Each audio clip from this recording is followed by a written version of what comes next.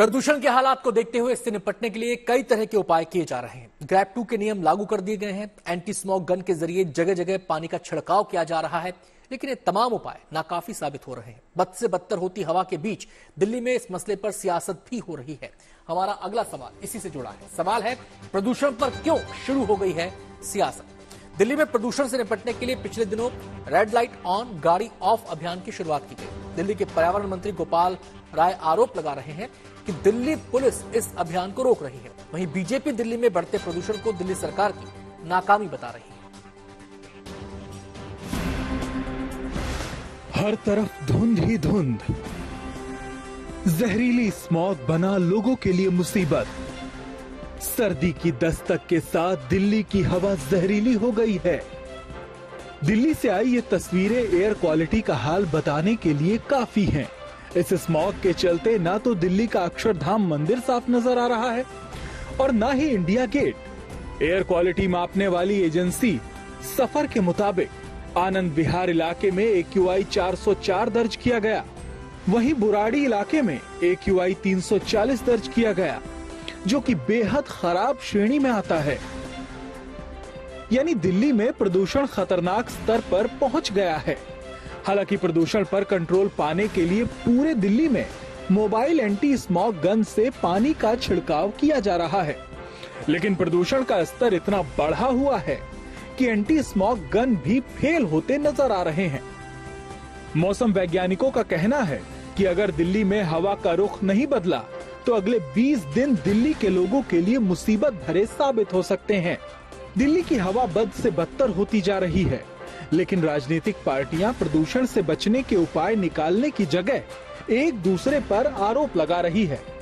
दिल्ली सरकार ने राजधानी में वाहन प्रदूषण को कम करने के लिए 28 अक्टूबर से रेड लाइट ऑन गाड़ी ऑफ अभियान की शुरुआत की थी, लेकिन अब दिल्ली के पर्यावरण मंत्री आरोप लगा रहे हैं कि दिल्ली पुलिस उनके रेड लाइट ऑन गाड़ी ऑफ अभियान पर ब्रेक लगाने पर आमादा है।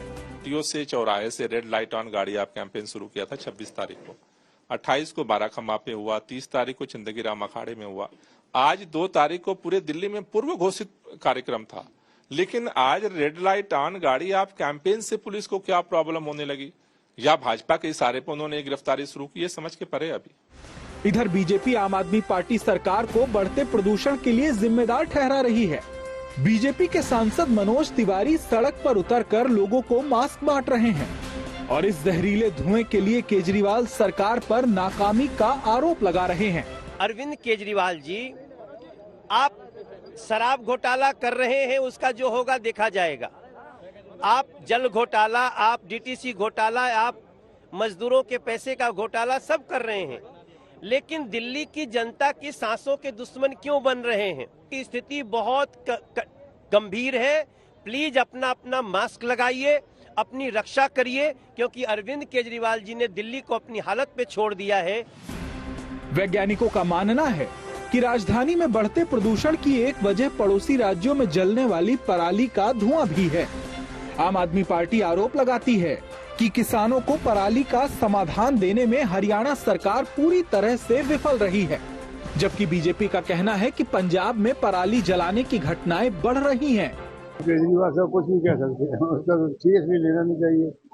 जो पंजाब की बात है पंजाब की करते, हरियाणा में हरियाणा की बात है, दिल्ली जाकर दिल्ली की बात करते हैं। पोल्यूशन तो है, सभी को पता है पोल्यूशन दिल्ली में बहुत ज्यादा है, कहीं से तो आता ही है, पंजाब से जाता है, हरियाणा से जाता है। ये हल करते हुए तो जो पोल्यूशन की समस्या पार्टी लाइन पे नहीं होती, सभी को हल करनी चाहिए। प्रदूषण पर आरोप प्रत्यारोप के बीच दिल्ली के कुछ इलाकों में एयर क्वालिटी इंडेक्स गंभीर श्रेणी में है और आने वाले कुछ दिनों में स्थिति में सुधार की कोई गुंजाइश नहीं है। ऐसे में जरूरी है कि लोगों को प्रदूषण से बचाने के लिए सियासी दलों को सियासी फायदे से ऊपर उठकर एक्शन लेना होगा, तभी लोगों को फायदा पहुंच सकेगा।